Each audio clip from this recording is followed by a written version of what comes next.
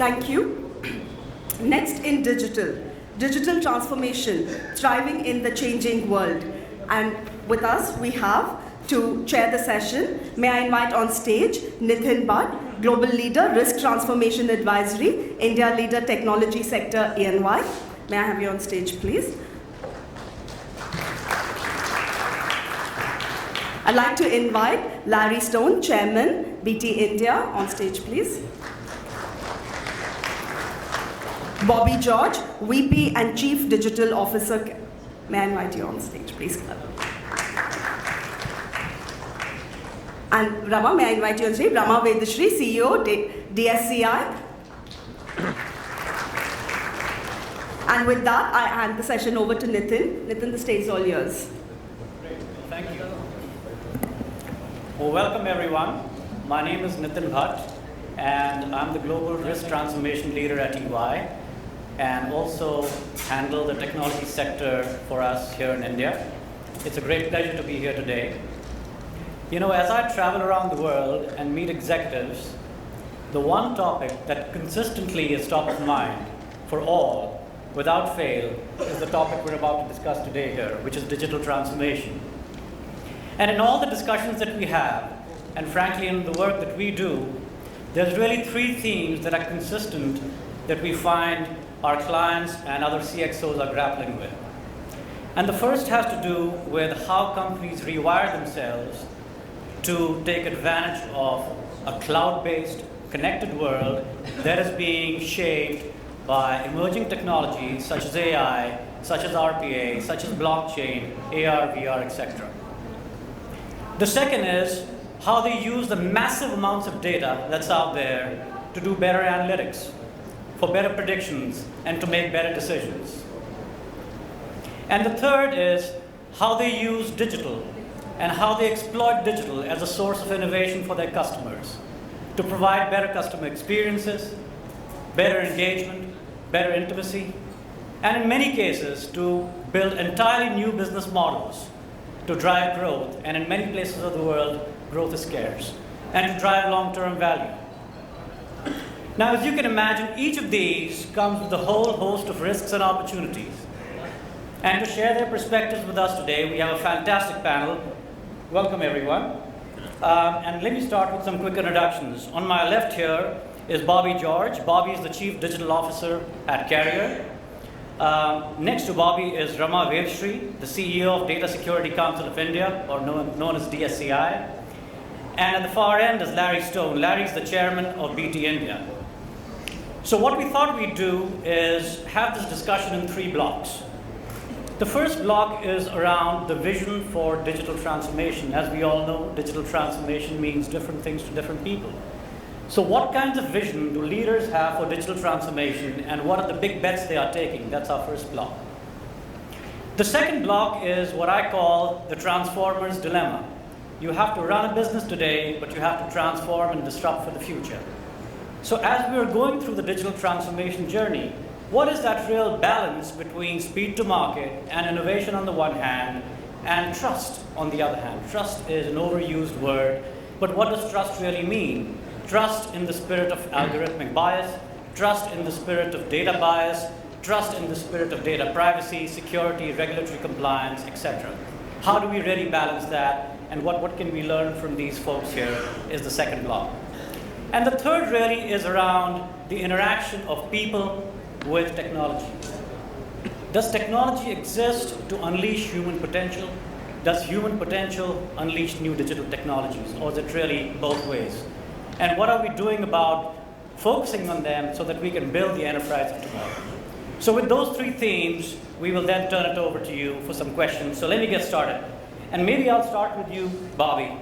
When you think of your organization and your role as CDO, what is your vision for digital transformation, and what are your big bets? Sure, thanks, Nitin. So essentially, when we think about digital transformation, I want to give a perspective for the folks who are not familiar with Carrier. Carrier is part of United Technologies Corporation, and we are a buildings products manufacturer. We're about a $19.5 billion manufacturing organization. We make things, right? So we are a traditional manufacturing company. So when you're in an organization like that, and you look at what does digital inform an organization like ourselves, we think about it in broadly three blocks. We think about it in a block where we say, how do we drive operating efficiencies inside the corporation, right? So how do we sell things better? How do we manufacture things better? How do we engineer things better? How do we service our products better? So that's kind of the biggest deal from a manufacturing perspective, driving internal efficiencies. We call it rebooting industrial productivity inside the company. So over a period of time, we've run the course in terms of trying lean processes, manufacturing automation processes, robotics, and then how do you apply digital capabilities on top of that to then further drive our efficiencies in our internal operations, connecting the digital thread. So that's one part of it.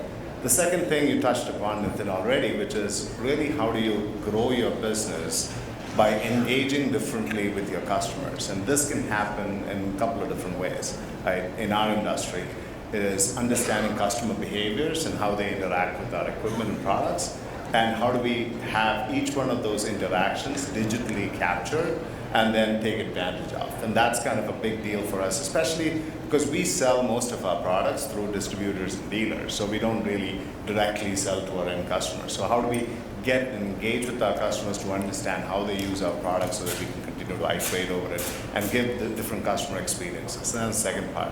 And the third way we think about it is how do we grow in areas that are more digitally forward for a manufacturing company. And let me give you a couple of examples. So we have, in our business, we have products that support the entire connected cold chain. So we do transport refrigeration, we do commercial refrigeration in supermarkets, we do cargo temperature monitoring activities. So everything from the time the produce is harvested in the farms to the time you actually buy it from the supermarket, it's pretty much in one of our products, that's a truck or a refrigerated container or a container cargo operation which is refrigerated, that actually secures that food chain. So we've got technology that is connected through telemetry. We've got data about the temperature that the product is maintained at. How do we then make that information seamlessly available to drive different outcomes in order to drive bigger aspects of global growth, like securing the food chain?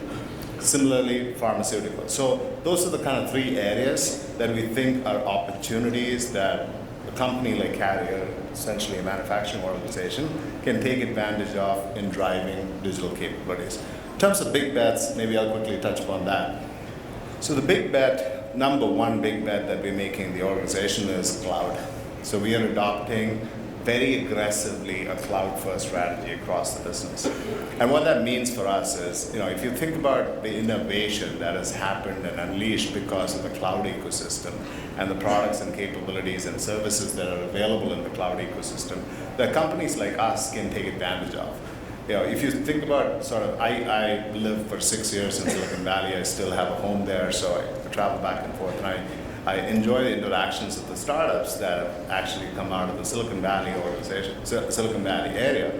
And it's been, in the last 5 years, if you think about the amount of innovation that has happened in the Valley, it's predominantly because of cloud and the capabilities that the cloud has unleashed for these organizations, right? So in the olden days, when something would be sort of a prerogative of a research institution with big data capabilities and analytics and algorithmic capability, building capabilities, is now accessible with 2 women in a garage with a credit card, right? You can access that enormous amount of innovation at a very, very easy clip once you adopt cloud. So that's one big bet we're making as an organization.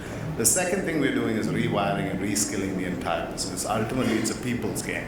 It starts with leadership buy-in from a digital transformation. So all my peers, my president is completely bought into the transformation agenda. And that's absolutely critical for any kind of digital transformation to be successful. It cannot be my agenda, it's got to be an enterprise agenda, it's got to be a president's agenda. And then subsequently, you got to assess what kind of skills do we need in the organization, what culture do we nurture in the organization to continue to drive this innovation agenda forward. So those are a couple of big things that we're doing internally to help drive this transformation. Great, thanks, Bobby. I'm going to pick up on the innovation theme, and I'm going to come to you, Larry. The telecom industry with 5G, IoT, AI, etc., huge disruption. One of the things we hear about innovation is innovation oftentimes is small, siloed, experimental, fails to create impact at scale.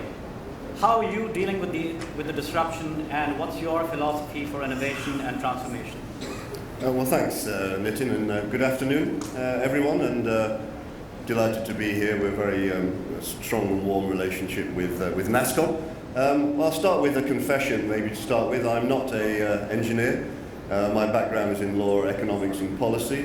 My father was an aeronautical engineer on aircraft carriers in the British Navy. I did law and economics, and my daughter is doing philosophy and politics, so he thinks the whole family is going to ruin. So at the end of this, you can tell me afterwards if you think he's right or wrong. I think the second thing is just a bit of context, really, is BT, British Telecom, is the oldest telecommunications company in the world from the 1850s. So that's something to be proud of, but obviously not something to dwell on. But as a company, we need to consistently and continually reinvent, because to Nitin's point and to Bobby's point, you've got to innovate, you've got to move forward. So we're inevitably a creature of our business shape. India is our second biggest footprint, with about 11,000 people, 11,000 people here across engineering, customer service, security, etc. But obviously the bulk of our business is in the UK and other countries around the world. So when we look at transformation, we have to look at the shape of the business, and we're in several different businesses: network engineering, network deployment, 5G, fiber, and then obviously more in consulting businesses like cyber security, professional services, customer service for our big businesses, and we've moved quite substantially into IoT and into television. So when you look at that, how do you have a consistent approach to innovation and transformation in the organisation, and also to make it at scale? Maybe I'll save a few remarks for later, but I think the couple of things for me is, one is, well, I'll mention a McKinsey study, sorry for EY, but there's a McKinsey piece I read a couple of days ago, which said that 70% of transformations fail in meeting their goals. So, I mean, I don't know whether they're all digital or how they meet them, but then it said that basically the three reasons were around adequacy of vision, effectiveness of goals, and how you coordinate. And I think the one thing that perhaps we've learned before I'd be quiet is two things. One is you need to make big bets, and in our case it's cloud. It's a thing called Digico. It's optimizing networking through our Netco business, and working with customers through how they see innovation in the model office. I think the second is management and employee buy-in through having a very clear strategic transformation office, which ties in very closely to our business lines and our IT teams, with a set of sort of coordinated or coagulated measures. So without that sort of framework and structure, one's really going nowhere in a big, quite old and quite complex business, and for us, agility and being nimble is, I think, a real challenge. And our new CEO, Philip Jansen, who was in India last week, very, very positive, very positive about the quality of our skills and scale and scope here, but how we can use our brilliant people in India to drive agility, new ideas in the company is something we really got to work on. Let me pick up on the cybersecurity example that you gave, Larry. And Rama, as you think about cybersecurity and privacy, historically these have been bolt-on initiatives, something that was an afterthought. These were seen as lines of defense.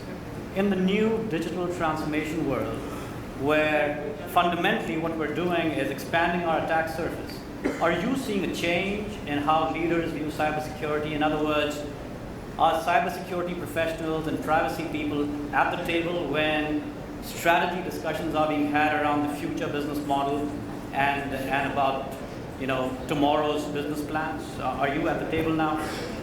Thanks, Nitin. And good afternoon to all of you. We're beginning to see that change, but is it adequate enough? I think we have a lot more to do.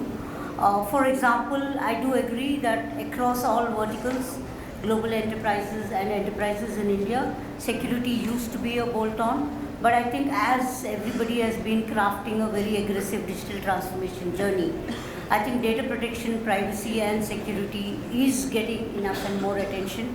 I engage a lot with enterprises in India, but also with products and services companies and their global customers. Sometimes we do meet with them. I think board level attention to security and privacy risks as part of an overall enterprise risk management and risk mitigation strategy is very much up there in at least all the large enterprises. Maybe we still have a lot more to do in the micro, small and mid-sized businesses and across a few verticals. And if you look at any regulated industry, whether it is the BFSI, insurance, and also maybe healthcare to a certain extent, we see attention to security at a board level. Every board meeting, there is time earmarked where the CISO and CRO is probably presenting on their entire risk mitigation plan and what is their current level of preparedness. Overall, IT spend attention to security. I think the CISO globally and in India more, they do struggle to get the right kind of budgets, but we do see that changing quite a bit. I can confidently say that in all the large enterprise verticals, for any digital transformation project, easily 10 to 12% is getting earmarked for security. And maybe as an overall percentage of IT budget, my guess is at about 6 to 8%, which I think is a good move compared to when everything in IT used to get implemented and as an afterthought, something in security used to happen. Another good positive measure that I see is that when we are looking at a cloud-first strategy or a mobile-first strategy, these are no longer buzzwords. They're happening for real. It's not just a $10 billion being dished out by Pentagon for a cloud project for 5 years. We are seeing in federal government, whether it's across the world, whether it's in health services, taxation, people moving to very critical workloads to public cloud. I was at a financial services regulator summit in Singapore just about 6 or 7 weeks back. Central banks of Asian countries were saying we have no problem with banks moving to public cloud. And it was central banks. It was not a particular bank or a technology company saying that.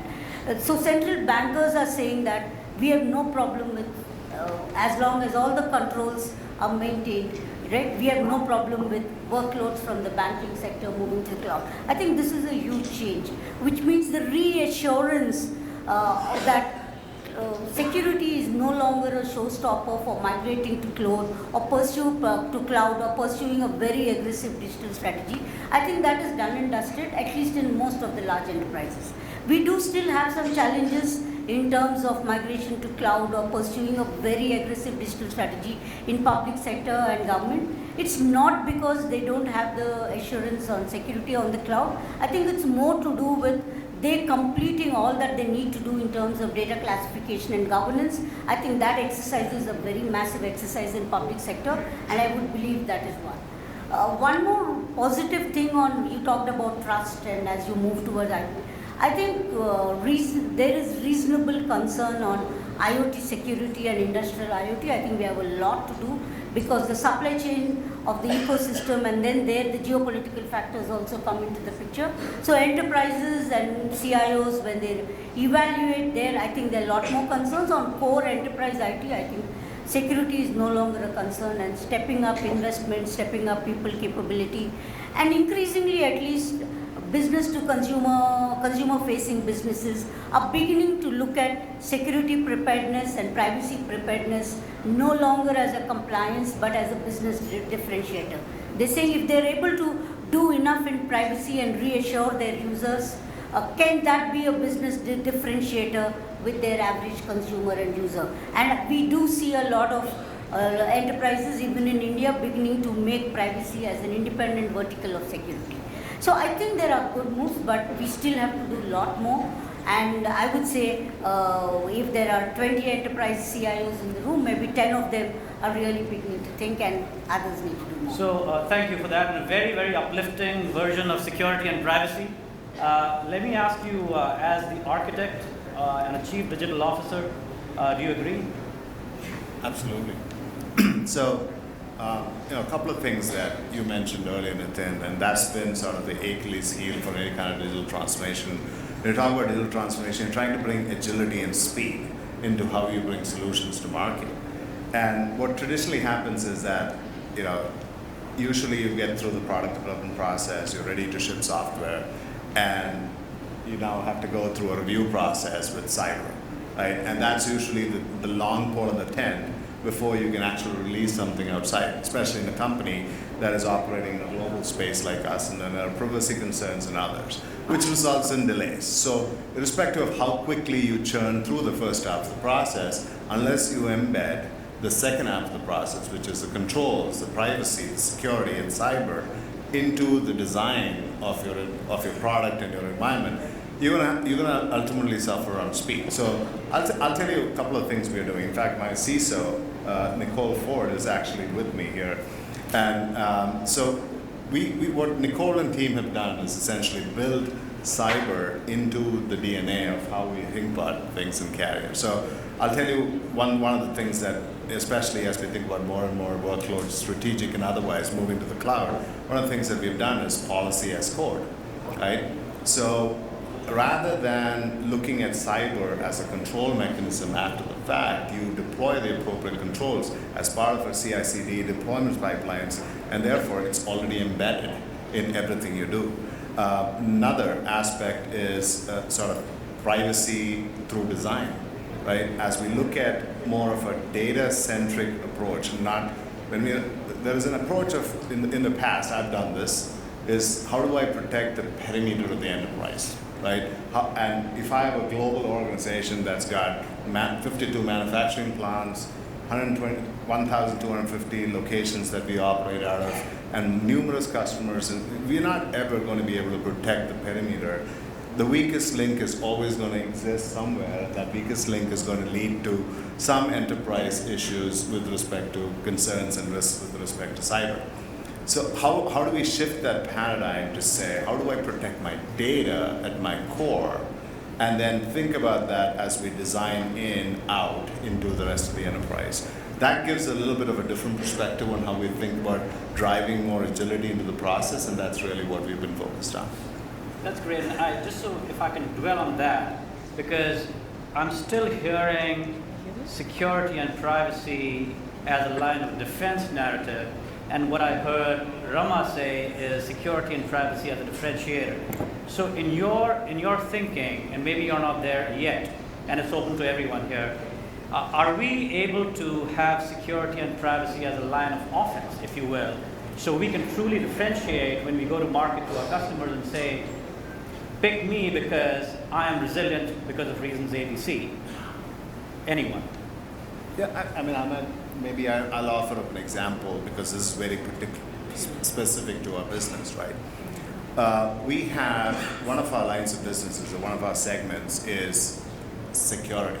Say product security. So access controls, Linnell is one of our products. So when you swipe a swipe badge, if any of you have Linnell products, that's one of our products. And essentially what that is physical security. It's protecting the walls through a door and a swipe badge that authorizes you to access that location. We have mature capabilities, and we have mature capabilities for a while in the IT and digital cybersecurity space. What we are looking at is combining the physical security aspects with the digital security aspects and offer that as a service in terms of total locational security preferences to our enterprise customers who access our Linnell products. Now that's a paradigm shift. Nobody is really doing that. I mean, there are people talking about it, but I think that's one of the key things that we are going to be able to deliver to our customers as a result of combining some of these offerings. And where cyber is going to be an offense, it's going to be an offering, and it's going to be a product feature that we are going to be able to deliver to our customers that a lot of other people cannot. I aggressively agree. Two things really. One is for us, our fastest growing business around the world is in security and cyber security area. We have about 4,000 professionals in that area, but it's built on one thing really, is it's the quality of your protection and your security systems for yourself. And then that gives you the opportunity to go out and sell to customers, and in our case also, sell or deal with governments. So, and I must say, as I was mentioning to Rama earlier, our biggest security operations centre in the world is in Gurugram here. The second thing, which is the theme I think you mentioned, Nitin, is there's just the policy ecosystem around this is hugely complex. It's a continuum. You've got national security, you've got data security, you've got data privacy, you've got data localization, you've got arrangements related to trade agreements which have data issues in. So, and then you've got conflicts of law. Which direction is the Indian Data Protection Bill going? Is it going to be similar to the GDPR, etc.? So for us, when you're moving, one of the top 10 to 15 companies moving data around the world, and obviously then doing a lot of data analysis here, how do you work with that and at the same time build that business? So I think that's a challenge for us as well, but I'm sure we're not alone in that. Great, thank you. I wanted to pick up on the ecosystem point, and Rama, maybe I'll come to you. One of the things we're seeing really across the world is that people are recognizing that they can't do it alone. So it's all about what's my ecosystem of partners, working with startups, working with all kinds of even competitors. The flip side to that is your ecosystem is only as resilient as your weakest link, especially when you're working with a little startup that's producing great DX software, but they haven't really plugged their holes. What is your advice to leaders sitting in this room who are working on digital transformation and working with the system ecosystem partners on dealing with that challenge? I think, Nitin, you really raised a valid point. Particularly in digital, I think it's not just one turnkey outsourcing strategic deal which you can cut for 5 years and then you can rest on it. I think because particularly in any digital project, there is a whole ecosystem of providers, including probably there's a lot of micro-sourcing that happens. It could be just a bunch of bright students who build a solution which is relevant for your business, to a startup, to large enterprises, right? So supply chain security challenges are real. We can't wish them away. And there is enough national security attention to that, but there is also attention to security. I think the way this problem is being addressed by some of the more progressive CISOs and CIOs is, I think they keep track of the innovation agenda of various technology companies, including startups. For example, in the security domain, I am aware of the number of trips CISOs in India make to global conferences. So I think there is a team within most of the CIO, CISO organizations who are continuously keeping track of the innovation agenda of startups, of large security companies and services companies. And they do those conversations to be able to build those partnerships. Another good thing I am seeing is that internal to the enterprise, there is an innovation agenda where they select some startups and probably giving incubation and test beds. So maybe the use cases are coming from the enterprises and the startups are co-creating a solution. I think they're following several ways to de-risk the supply chain security problems. There's also attention from the regulators and the national security nodal agencies of various countries. It's a combination, but supply chain security, particularly I think in the industrial environment, industrial IoT environment, people have more concerns. I think in the enterprise IT, there are lesser concerns. But definitely, when you put together a 3-year digital transformation agenda, I would challenge any CIO if they can have one turnkey service provider. I'm sure there's a bunch of service providers, technology solution providers who are coming in, and both because of a combination of geopolitical and actual flaws and vulnerabilities that we do discover, supply chain risk is a problem, we need to deal with that. I will not wish it away. Absolutely. So Bobby, when we think of the digital transformation journey, and disruptions, as they say, are episodic, So there's a lot of flux, there's a lot of uncertainty, there's a lot of rumors, there's a lot of what's going to happen to me when you're going through a large digital transformation initiative. How do you deal with the change and taking people along in the journey when you're dealing with a large-scale initiative like this? Well, I haven't figured that out entirely yet, to be honest. So, obviously there is the question that you asked, and rightly so, which is, what is going to happen to me as a result of this? How do I reskill myself? How do I retool myself for the new realities that I'm going to be facing? So let's start with inside the organization, inside the digital organization, right? So there is one thing that I have consciously and continuously tried to avoid is this mentality of the haves and have-nots within the organization, right? So you have sort of the people who are your old school, critical business systems, maintenance, support, ongoing upgrades kind of folks. And then you have sort of the new cool kids, right? Who are the cloud, digital, analytics people that are driving new age solutions and capabilities for the organization. So you got to avoid and figure out how you can mesh the two and make sure that the people who are absolutely critical to run critical systems in your organization don't feel like they're not contributing and not matter anymore, and it's just a matter of time that the solutions kind of migrate over, right? So that's one thing. The second thing is, how do you create a culture within the organization of allowing people to experiment through this process?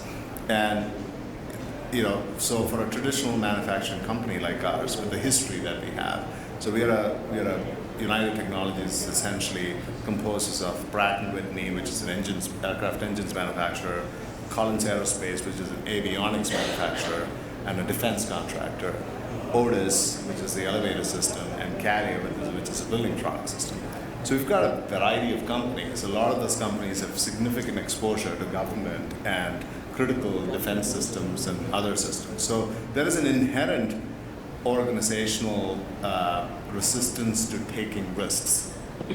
Very structured processes. We've got to be absolutely sure this is going to be right. So in that culture, how do we bring this spirit of innovation, focus, experimentation, fail forward, fail fast kind of mentality, and how do we incubate that? So that's been the biggest cultural transformation that we are trying to pull the organization to. It's okay to fail, and it's okay to fail and learn from your failures and move and make yourself better as a result. And then we are investing a tremendous amount in upskilling and training and involving our people to the core in terms of taking them through the journey. And I'm sure there are other things we could be doing, but this is front and center. It's I would say priority number one on my agenda is to how to bring the organization along for the journey. Great. And Larry, as you've grown the India footprint, and there's more that you have in the pipeline, how are you dealing with the cultural challenge both here as well as elsewhere in the headquarters, A, and then B, because you're in the business of growing the India footprint, how do you deal with the issue of knowledge loss that might happen as stuff migrates to India and other places? Okay. Well, first of all, I would. Where to start? I think the first thing is you can't over communicate, so long as the communication is rational and organised. Because I'm sure in a number of organisations, certainly those I've been involved in, you get a plethora of messages about almost everything. And so one gets information overload from inside the company and outside. So a measured program of what the company is, what its vision is. In our case, we have a vision or will be announcing one, I suspect, in year-end results on our ambitions towards 2030. What's our medium-term plan? We have a program called Simplify on process. So everyone knows where they fit in, or should do increasingly, particularly when you have a disparate set of people doing disparate jobs, as Bobby said, with different backgrounds. We inevitably have a lot of young, bright, brilliant young people, particularly here in India, for corporate momentum. But of course, a lot of what we deliver is through, a very different set of engineers in the UK, so corporate memory. So I think building some esprit de corps, commonality of understanding of the direction of the company, how everyone can upskill is very important. The other thing we've put in place, which is a couple of novel things, we put in place recently a thing called a colleague board, which our CEO and chairman are very interested in, which is just to bring different representatives of different parts of the business into a regular quarterly dialogue with the board. So you can get views across directly, and those people can go back to their parts of the business. It's a different lens, I think, into the organisation. I think the other thing, before I talk about India a little bit, is I think it really helps if the company engages externally and shows some positive thought leadership, whether it's we're involved in programs on the ethics of AI, or what ICT can do for carbon emissions, or why with the WEF recently we did some work with others on principles for cyber security and things like that. I think those things all help create a culture of the company's more than just its constituent parts. And for India, my biggest challenge is the average age of our teams in India is 27.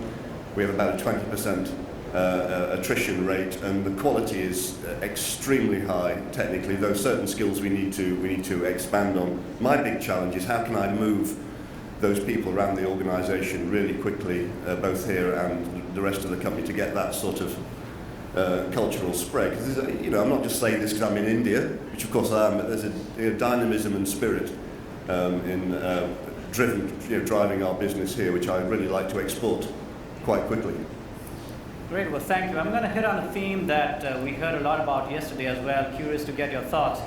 Do you think digital transformation and technology is going to be a threat to jobs in your respective organizations?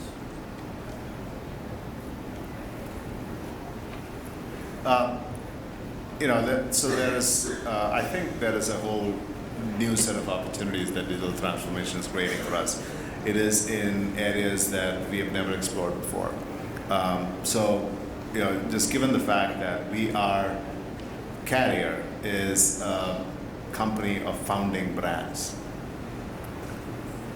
Carrier invented the air conditioner. Kidde invented the fire suppression systems. Edwards, the fire panel systems. So we have a long history of innovation inside the organization, right? And as a result of which we've been around, a lot of our products have been around for a very, very long time. And as a result of which, we've got an install base that is enormous. Now, a lot of this install base is not connected today, but imagine the power if we had this install base connected. Imagine the opportunities that we could generate in terms of new business models and create new opportunities inside the organization, drive those new business models if we had the opportunity to harness that data. So I feel strongly that, yes, there are some jobs that are going to get displaced, but this is going to be a net new job creator because there are so many more new opportunities, especially the companies that embrace digital transformation, which is why everybody is so focused on this effort, right? And if you see the top 10 companies that have grown in terms of market capitalization in the last 5 years or so, it's all tech companies in the top 10. And it's not because they're displacing jobs, they're creating more opportunities, creating innovation engines, they're creating platforms and ecosystems that is letting people and jobs thrive. Fantastic. Last word, Larry. Rama? I'll talk from the security industry. AI, ML, I think the maximum mainstreaming of the technology has happened in security products, right?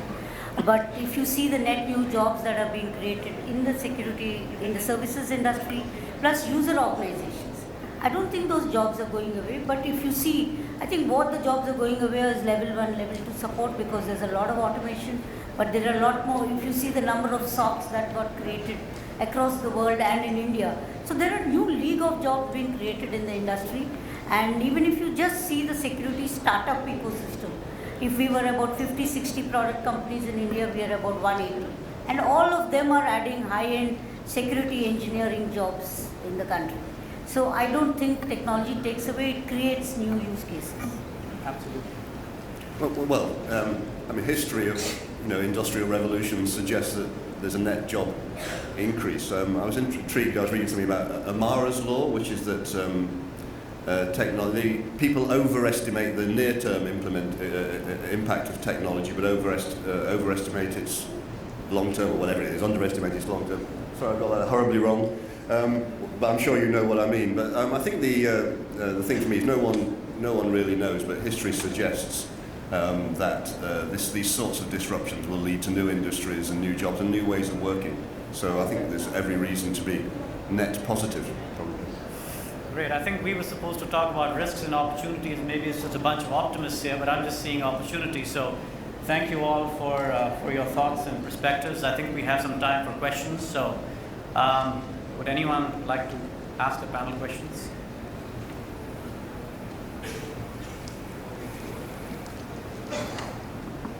This is JP from IOPEX Technologies. So this is a common question which I wanted to put across to Bobby as well as to Larry. Both the organizations are pretty old in terms of the number of years they have been in the market. So when it comes to digital transformation, there's a lot of legacy products or heritage products that's currently available in the systems and the applications. Similarly for BT, when it goes across consumer, enterprise, global, and OpenReach. So how do you make a line where you decide these many legacy systems still will continue, and how do you come in and put up new systems for replacing them? Yeah, so I can take a crack at that. I don't know if I can exactly, I don't know if we have exactly determined where that line would be, but here's what my perspective on that topic is. So in today's world, it is pretty easy to make an equipment from a dumb equipment to a smart equipment, right?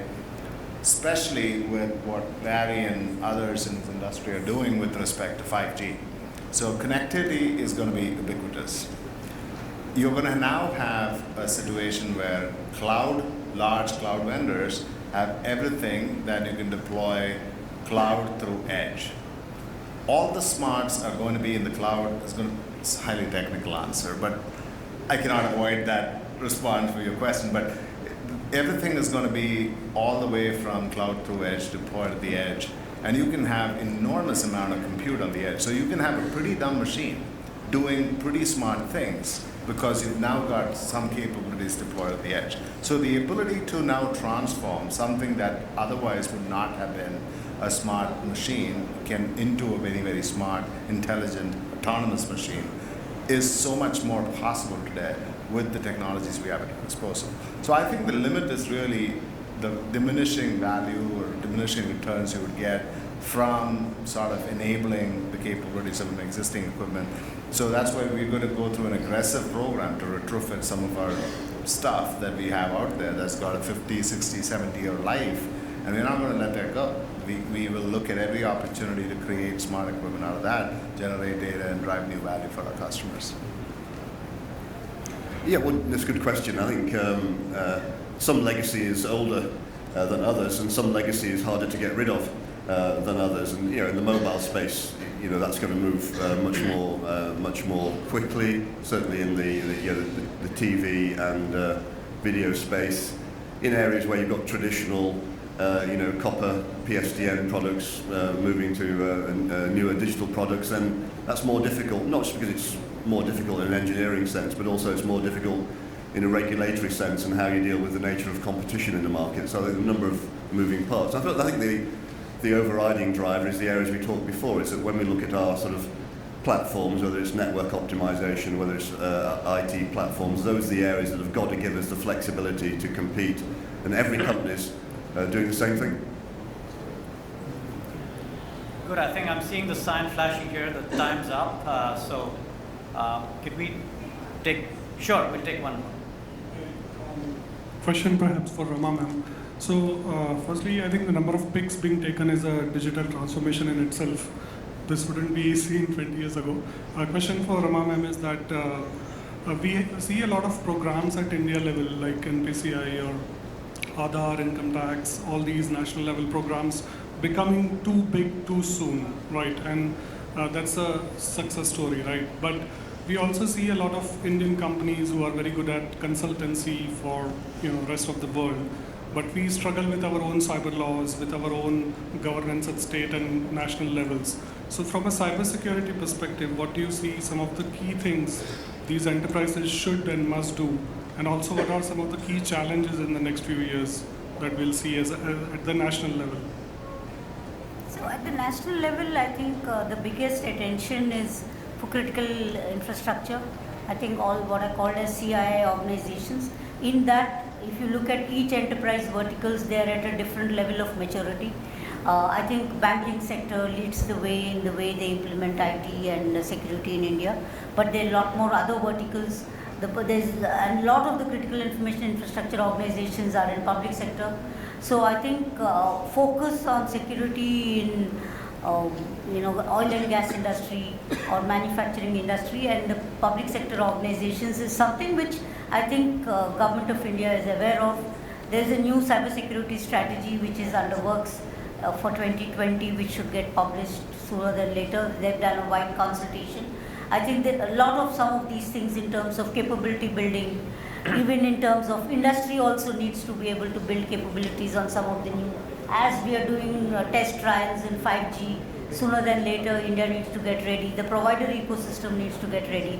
So I think 5G, how can we harness some of the new technologies including quantum?